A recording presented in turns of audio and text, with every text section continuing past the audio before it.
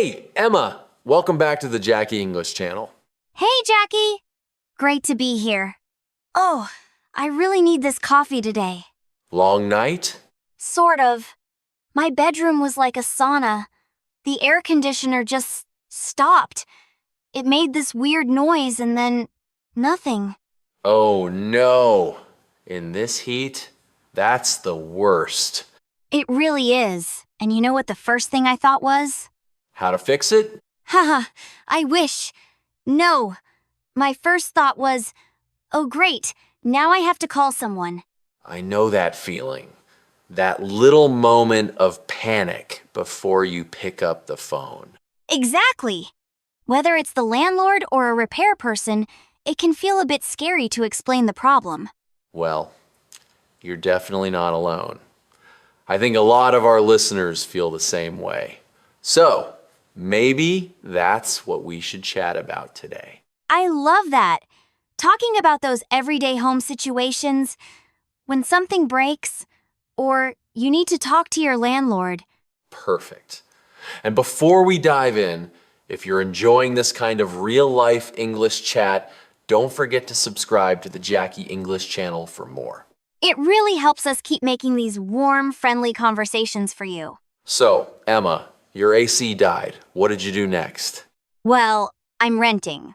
So my first call was to my landlord, Mr. Henderson. And how did that call go? It was fine. I just said, "Hi, Mr. Henderson. It's Emma from apartment 3B. I'm calling because there's something wrong with the air conditioner." There's something wrong with... That's such a useful, simple way to start. It is. You can use it for anything. There's something wrong with the kitchen tap or the light in the hallway. It's very natural. Right.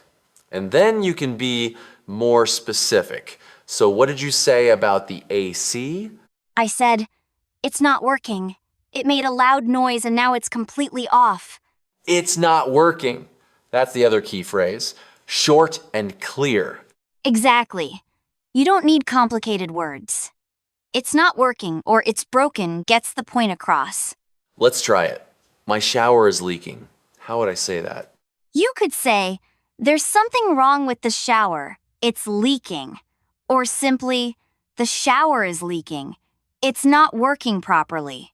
Not working properly. I like that. It means it's kind of working, but badly. Yes! So my landlord was great. He said he'd send a repair person. Then I had to call the repair company to schedule it. Ah, the next step. Making the appointment. That's another phone call. It is. But again, it's just a few questions. I called and said, "Hi, my landlord asked me to schedule a repair for the air conditioner." Good start. Setting the context. Then they asked for my address. After that, the big question is about time.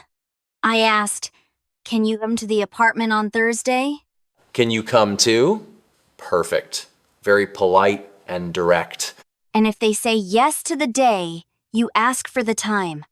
"What time is available?" Or, "When can you come?" I always feel nervous asking about money. How do you do that without sounding rude? It's a fair question. You can just ask, "How much will it cost to fix it?" Straight to the point. How much will it cost? Yes.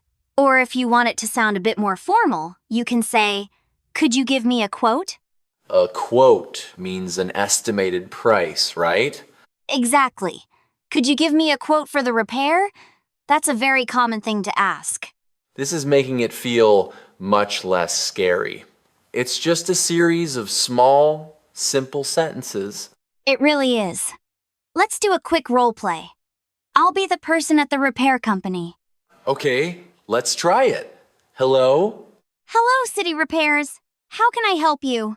Hi, my kitchen light is broken. Can you come to my house to fix it? "Sure. What's your address?" It's 21 Maple Street, apartment 2. Okay. We have time on Friday. Is morning or afternoon better for you? Morning is better. What time is available? How about 10 a.m.? 10 a.m. is perfect. And how much will it cost? We'll give you a quote. After we see the problem. Is that okay? Yes, that's fine. Thank you. See? You did it! That was perfect, Jackie. Ha ha! Thanks! It feels easy when you break it down. But what about talking to the landlord about other things, not just repairs?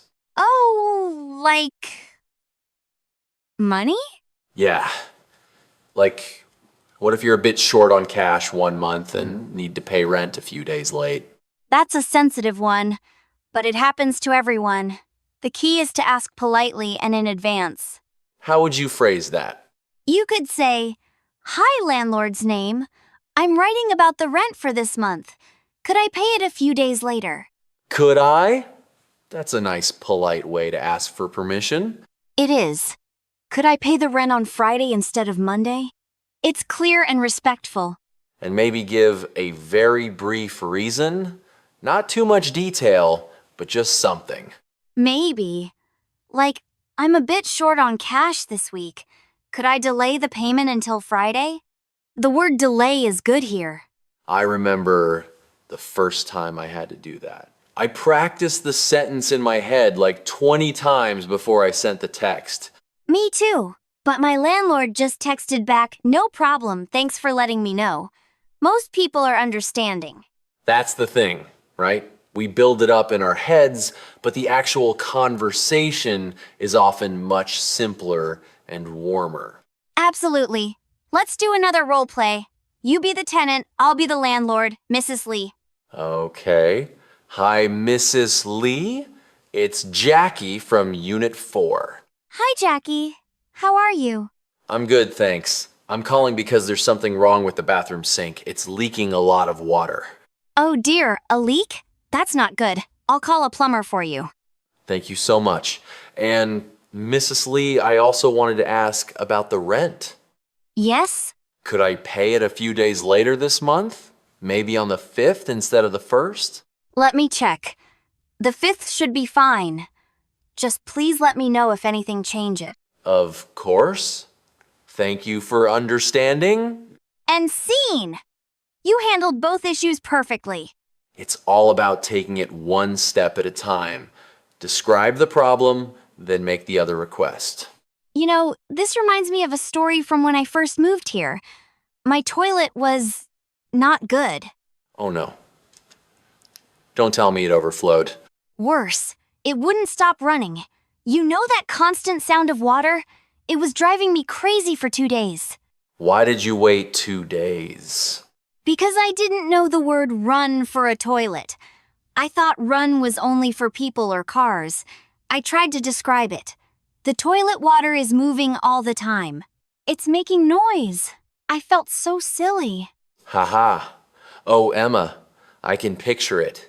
So what did you do? I finally just called the plumber and said, "My toilet is broken. It's making a noise and the water won't stop." And he said, "Ah, it's running." And I learned the word right there. See? You didn't even need the perfect word. It's broken and the water won't stop. Got the message across. Exactly. The plumber was lovely. He didn't laugh at me. He just fixed it and taught me a new word. Most people are kind. That's a great story. It shows that you don't need perfect English, just clear communication. And sometimes you learn through the mistake. Yes! Another time, I needed an electrician. I called and said, "The power in my living room, it's not there." It's not there? Haha. What did they say? The lady on the phone was very patient. She said, "Do you mean the power is out? Or a light isn't working?" The power is out. That's the phrase for when there's no electricity. Right. I learned the power is out from her. So even if you don't know the exact term, starting the conversation often leads you to it. I love that. So, to anyone listening who's nervous, just start. Say, there's something wrong with, or it's not working. That's your first step. And remember the simple questions. Can you come too? What time is available? How much will it cost? And for your landlord, a polite, could I pay the rent a few days later, can solve a lot of stress. It's all about these little blocks of language. You put them together as you need them. So, let's think back. What were our key phrases today? We had there's something wrong with and it's not working for describing problems. Then for appointments, can you come too? And what time is available? For money, how much will it cost? Or could you give me a quote? And for a tricky landlord chat, could I pay the rent a few days later? Not so scary when you see them all together, right? Not at all. It's just a conversation, and every time you do it, it gets easier. I have a question for our listeners then. A nice, easy one. What is it? Have you ever had a funny or awkward moment trying to explain a home problem in English? Or maybe a success story? Oh, I'd love to hear those. Please share them in the comments below. Let's laugh and learn together. And if you found this chat helpful, please give this video a thumbs up. It really helps other learners find us. And of course, subscribe to the Jackie English channel for more warm, everyday conversations like this one. Thank you so much for listening and for being part of our little community. Remember, be brave and make that call. You can do it. We'll see you next time. Take care. Bye, everyone.